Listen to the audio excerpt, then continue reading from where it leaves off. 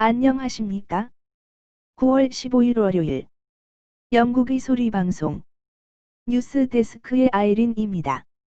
오늘은 70년 전 도쿄에 있던 유엔군 사령부에 의해서 인천 상륙작전이 감행된 날입니다.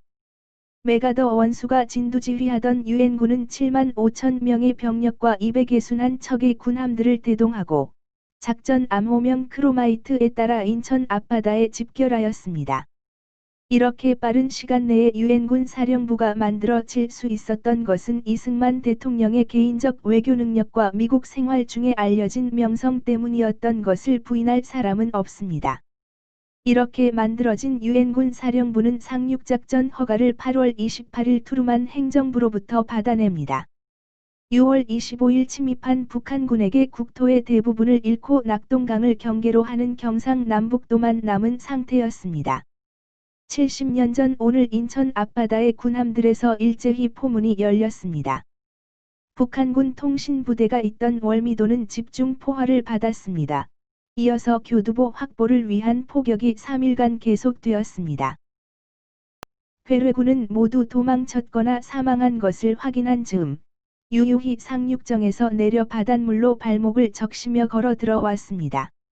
인천이 수복되고 전투병력과 전략물자들을 점검한 유엔군은 탱크와 장갑차를 앞세우고 서울로 진격하였습니다.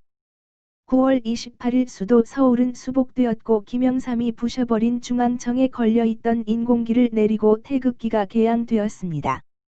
대한민국이 존재할 수 있었던 이유였습니다.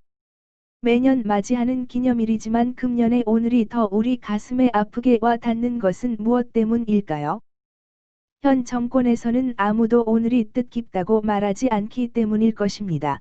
어떤 여당 의원은 당시 유엔군 포격으로 인천 주민 생활이 피해본 것을 정부가 보상해 주어야 한다고 말하기도 했습니다.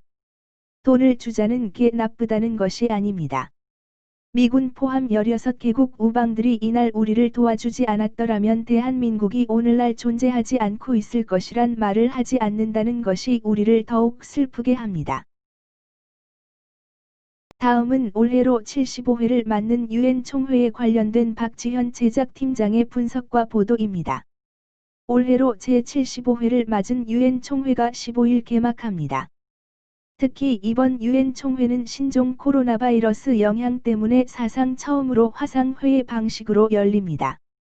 이 때문에 정상급 인사들이 대거 참여하는 일반 토의도 각국이 사전 제작한 녹화 영상으로 진행될 예정입니다. 올해 일반 토의의 주제는 우리가 원하는 미래, 우리가 필요로 하는 유엔, 다자주의에 대한 공동의 약속 재확인 대시 효과적인 다자주의 행동을 통한 코로나19 대응으로 오는 22일부터 29일까지 계속됩니다. The whole humanity is in this fight together. It is, I think, time for unity. Member states have never had a more compelling reason to work closely together for the common good. And I'm certain that we will jointly come out of it stronger. 미국은 도널드 트럼프 대통령이 첫날인 22일 브라질에 이어 두 번째 연설에 나설 예정입니다. 올해 네 번째 유엔 총회 연설에 나서는 트럼프 대통령이 4년 연속 북한 문제를 언급할지 주목됩니다. 트럼프 대통령은 2017년 첫 번째 유엔 총회 연설에서 북한이 무모한 핵무기 개발과 탄도미사일 개발을 이어간다면 미국은 북한을 완전히 파괴하는 것 외에 선택이 없다고 경고했습니다. 하지만 싱가포르 미북 정상회담이 열린 2018년에는 김정은 위원장의 용기에 감사한다고 말했고, 지난해에는 북한이 잠재력을 실현하기 위해 반드시 비핵화를 해야 한다고 강조했습니다.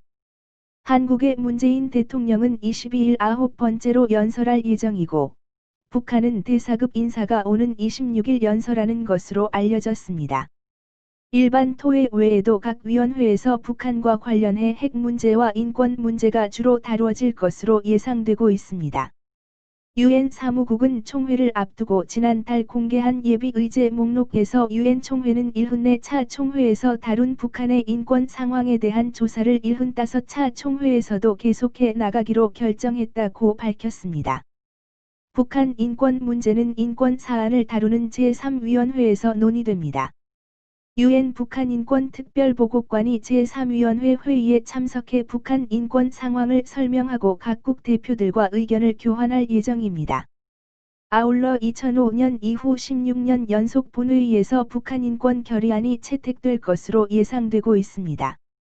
특히 2016년부터 올해까지 5년 연속 표결 없이 합의 방식으로 결의안이 처리될지 주목됩니다. 또 군축비 확산 문제를 다루는 제1위원회에서는 올해도 북한 핵 활동이 다루어질 것으로 전망됩니다. 총회 개막을 앞두고 공개된 유엔 군축연구소 언더 소개 문건에 따르면 2020년에는 한반도 비핵화에 대한 새로운 검증 접근법의 적용 가능성을 모색할 예정이라고 밝혔습니다. 안토니우 구테후스 유엔 사무총장은 핵 군축 관련 보고서에서 북한이 핵실험과 장거리 탄도미사일 시험 유예 조치를 더 이상 유지하지 않겠다고 발표했다는 내용을 지적하기도 했습니다. 지난 1회차 유엔 총회에서는 북한의 핵무기 프로그램 포기를 촉구하는 포괄적 핵실험 금지 조약 권고 결의안 등 3개의 북핵 관련 결의안이 채택된 바 있습니다. 시청해 주셔서 감사합니다. 지난 방송을 보시려면 유튜브에서 영국의 소리 방송을 찾아 주십시오. 감사합니다.